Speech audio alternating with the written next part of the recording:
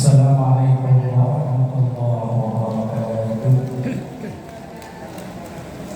A'udzu billahi minasyaitonir rajim. Bismillahirrahmanirrahim.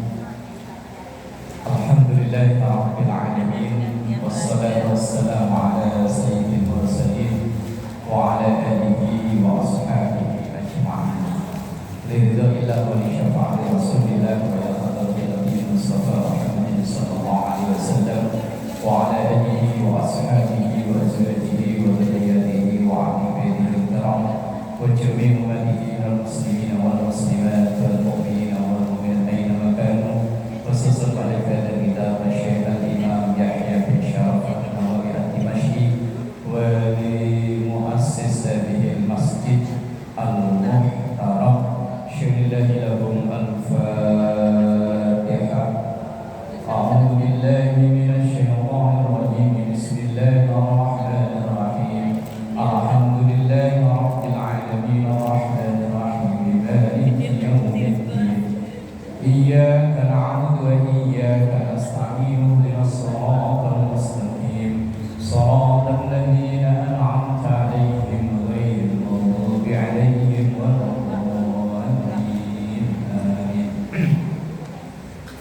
Bismillahirrahmanirrahim. Melanjutkan ngaji kita dari hadis Arba'in Nawawi memasuki hadis yang nomor 6 ya. Al-hadisus sadisu, hadis yang nomor 6. An Abi Abdillah, dari bapaknya Abdullah, namanya Nu'man bin Bashir radhiyallahu anhuma, semoga Allah meridhoi keduanya. Keduanya berarti Abdullah dan Nu'man. Berarti yang beriman sudah bapak sama anaknya. Kalau mendoakan Abu Bakar radhiyallahu anhu, mendoakan Umar ya radhiyallahu anhu, karena yang didoakan hanya Umarnya saja, tapi bapaknya enggak, karena bapaknya meninggal belum dalam keadaan iman. Lah, orang yang meninggal tidak dalam keadaan iman itu tidak bisa didoakan oleh kita yang beriman, kecuali kalau dia masih hidup. Kita punya teman, punya saudara, punya tetangga yang berbeda agama dan dia masih hidup, silakan didoakan. Tapi kalau sudah meninggal dan nggak bisa, ayatnya ibu apal. Rabbana ighfir lana wa li ikhwanina alladzina sabaquna bil iman. Ya Allah, ampuni kami dan saudara-saudara kami alladzina sabaquna, yang mereka telah mendahului kami. Artinya mereka telah meninggal bil imani, dengan membawa iman. Lah walaupun itu saudara dekat, keluarga dekat, tapi kalau meninggalnya tidak membawa iman, sudah tidak bisa didoakan. Tapi kalau masih hidup, ya silakan didoakan. Syukur-syukur didoakan supaya memperoleh hidayah. Walaupun orang tua kandung, kalau dia meninggal kok tidak membawa iman alias beda agama, udah selesai urusannya. Makanya ketika mendoakan sahabat Umar, nama Umar kan Umar bin Khattab, tapi kalau mendoakan radhiyallahu anhu, yang didoakan hanya satu, Umarnya saja. Tapi kalau mendoakan ini karena bapak anak sudah dua-duanya iman, maka radhiyallahu anhuma, dua, bapaknya dan anaknya, Abu Bakar, Umar, Utsman, Ali. Empat-empatnya ini kan bapaknya meninggal belum dalam keadaan iman. Lah terus misalnya kalau kita, mohon maaf, punya teman, punya saudara non muslim meninggal, apakah tetap kita dianjurkan untuk takziah? Ya. Takziah? Ya. Yang kita doakan bukan yang meninggal, tapi yang masih hidup, anaknya istrinya atau mungkin siapanya yang masih hidup. Ya semoga-moga syukur-syukur dapat hidayah. Lah dalam prosesi acara pemakaman umpama kita ikut silahkan. Tapi yang didoakan adalah yang hidup. Kalau yang sudah meninggal sudah selesai. Udah nggak ada harapan wong sudah meninggal. Qala Nu'man bin Bashir ia berkata, sami'tu saya mendengar Rasulullah sallallahu alaihi wasallam yaqul bahwa Rasulullah sallallahu alaihi wasallam bersabda, innal halala sesungguhnya yang halal bayyinun itu jelas. Halal itu ada dua. Ada kalanya memang barangnya halal. Kayak ini kan halal ya. Atau halal karena memperolehnya. Ini halal, tapi kalau tadi pas lewat yang jualan ngantuk kok kita ambil, ini hukumnya apa? Haram ya. Jadi halal itu ada dua kemungkinan. Ada halal lidzatihi karena memang bendanya yang halal, atau halal linailihi cara memperolehnya. Ini barang halal, tapi kalau cara memperolehnya enggak halal, berubah menjadi haram. Tapi contoh lain, ini umpama ya, haram, barang yang haram. Walaupun belinya pakai duit halal, tetap haram, enggak bisa berubah.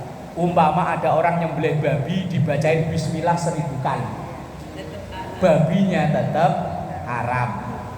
Jangankan dibacain bismillah, dibacain Quran lo utuh, mulai dari Al-Baqarah sampai An-Nas selesai, enggak berubah, babinya tetap haram. Maka halal itu ada dua. Barangnya memang halal, cara memperolehnya yang halal. Lah kalau barangnya haram, mau cara memperolehnya halal, mau cara memperolehnya haram, tetap haram. Duit itu barang mubah ya.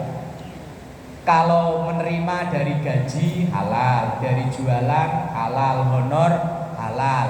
Tapi kalau korupsi haram. Padahal duitnya halal, tapi cara memperolehnya haram. Ini halal, kalau cara memperolehnya haram maka berubah menjadi haram. Wa innal harama bayyinun. Lah sesungguhnya yang haram juga jelas. Kita itu aslinya udah tahu barang itu halal, barang itu haram, tahu. Wong kita tinggal di tengah-tengah masyarakat, kita lahir udah mulai brojol yo Islam, lingkungan tempat kita tinggal yo Islam. Makanya aslinya kita tahu mana halal, mana haram. Cuman kadang kalau lagi kepepet, boh halal, boh haram, pokoknya yo sikat. Nih, dan ada kaidah begini. Idza istama'al halal wal haram ghullibal haram. Kalau ada dua benda, satu halal, satu haram, dicampur jadi satu, udah nggak bisa dipisah-pisah lagi, maka hurufnya benda itu apa? Halal atau haram?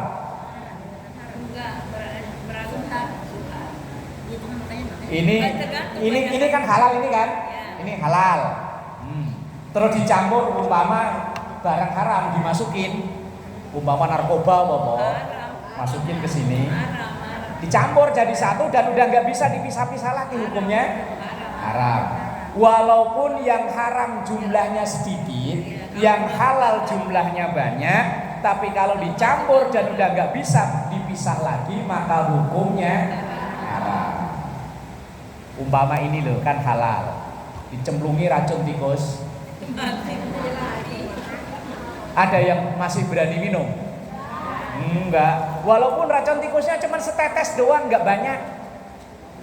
Nah, kalau dua benda, satu halal, satu haram dicampur jadi satu dan enggak bisa dipisah-pisah lagi, maka hukumnya semuanya menjadi haram. Contoh, ini jangan sampai mak-mak sini ada yang lakuin. Umpama ibu belanja di pasar situ, belanja di pasar situ ya. Nah, umpama beli cabai atau beli bawang atau apa, beli sekilo, udah dilayani sama abangnya. Lah terus karena mahal biasanya kan sama abangnya kan dipas ya. Enggak ditambahin wong mahal, kalau murah-murah malah so ayo lah.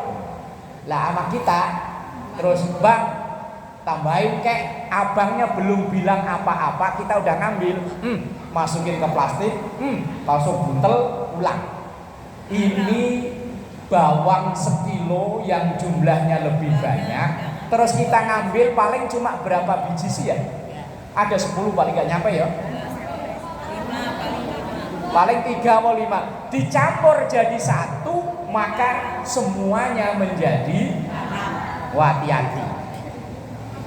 Kecuali kalau abangnya udah bilang, bang tambahin kek, ya udah bu silakan, halal. Tapi kalau bang tambahin kek, nah biasanya kan gitu ya. Kalau lagi mahal jangan bu, ini jaga untungnya udah mepet, ya jangan. Sayang ini sekilo lebih banyak, cuma ketambahan berapa biji lah kok malah. Sayang ya. Iya. Ini karena mertua saya itu dagang sayur, contohnya ini. Dulu mertua saya kan di sini pasar Waru, pasar Waru. Nah itu kadang ada ibu-ibu yang tadi itu saya perhatiin udah ditimbang tuh. Nah itu bang tambahin kek. Kata mertua kadang, ya Allah kalau dagangan itu lagi murah sih saya nggak masalah. Ini lagi mahal, cabai sekilo biasanya kan kadang hampir 100 ya. Nah ini proof. Nah kalau campur satu halal satu haram, maka dua-duanya berubah menjadi haram. Dan begini, kenapa Islam itu sangat memperhatikan halal haram. Sebetulnya kita bisa ngerasa kok, ini loh. Kalau badan ini terasa berat diajak berbuat baik, itu ada tanda barang haram masuk ke tubuh kita. Entah lewat makanan, entah lewat minuman, entah lewat apa saja kita nggak tahu. Kalau tiba-tiba biasanya hari Kamis ngaji, lah kok hari itu berangkat ngaji hawanya berat. Terus biasanya jam 8 itu duha kok hawanya abot. Itu ada tanda, entah dari makanan, entah dari minuman, entah duit yang kita pakai, ada tanda masuk barang haram di badan kita. Aslinya nyiriinnya begitu loh. Ya kita nggak tahu ya, makanan begini loh. Kan kita nggak tahu kan ini prosesnya gimana kan? Kita nggak tahu. Loh. Lah kalau habis makan kok nanti sholat asarnya semangat, tuh berarti insya Allah ini halal. Loh habis makan kok malah oh hati-hati, mungkin barangnya halal, tapi bisa jadi duitnya, bisa jadi cara ngolahnya kita nggak tahu. Lah untuk nyiriin sebetulnya bagi kita orang-orang yang beriman itu, kalau kita mau berbuat baik itu ada rasa berat atau tidak. Kalau ada rasa berat, nah tinggal istighfari aja yang banyak, karena kita nggak tahu. Astagfirullahaladzim, tadi makan apa ya saya ya? Kok ini biasanya jam 8 udah duka, kok ini malah ngantuk. Ini hari Kamis biasanya berangkat ngaji kok malah hawanya abot. Kan kita nggak tahu kan, wong makanan kita ya tinggal makan, prosesnya dari mana yo nggak tahu. Umpama pagi kita beli soto ayam, itu ayamnya nyembelihnya halal apa enggak ya kita nggak tahu kan. Lah iya kan. Atau mungkin ayam udah tiren. Lah makanya istighfar aja, lu udah gimana lagi.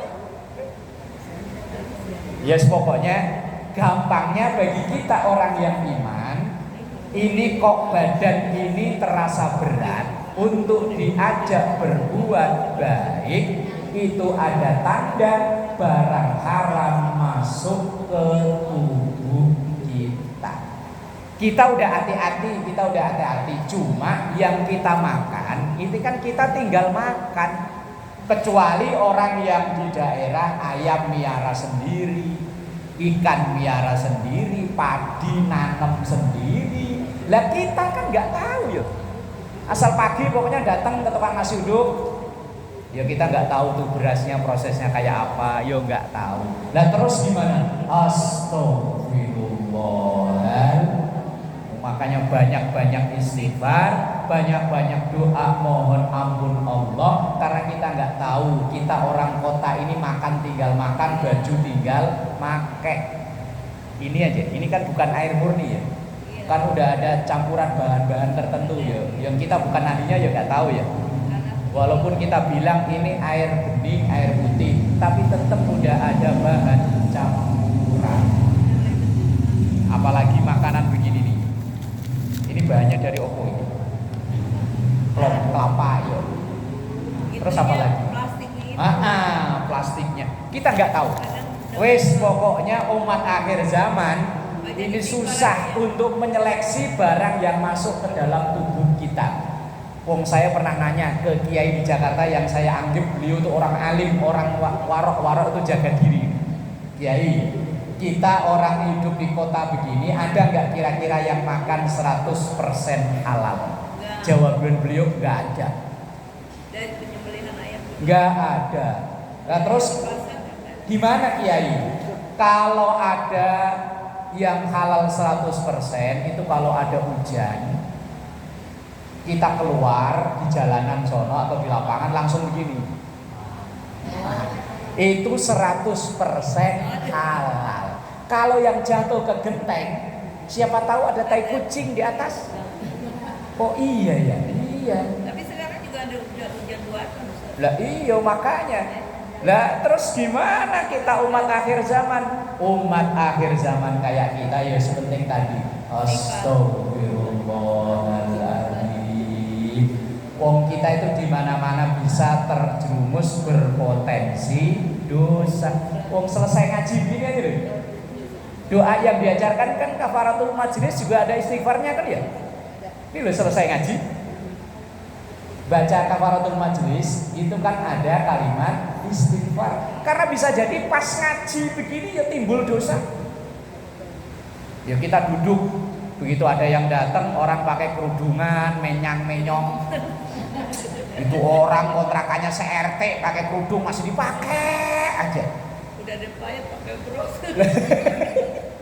Lah iya, itu bininya orang kaya, baju udah kayak, aduh masih dipakai aja. Lah kalau cuma dibatin sih belum dosa. Kalau dibatin belum, tapi kalau diomongin sama yang sebelahnya itu. Apaan sih? Anaknya katanya bininya orang kaya, anaknya ada yang jadi dokter aja dari ini, mosok daster udah begitu masih dipakai.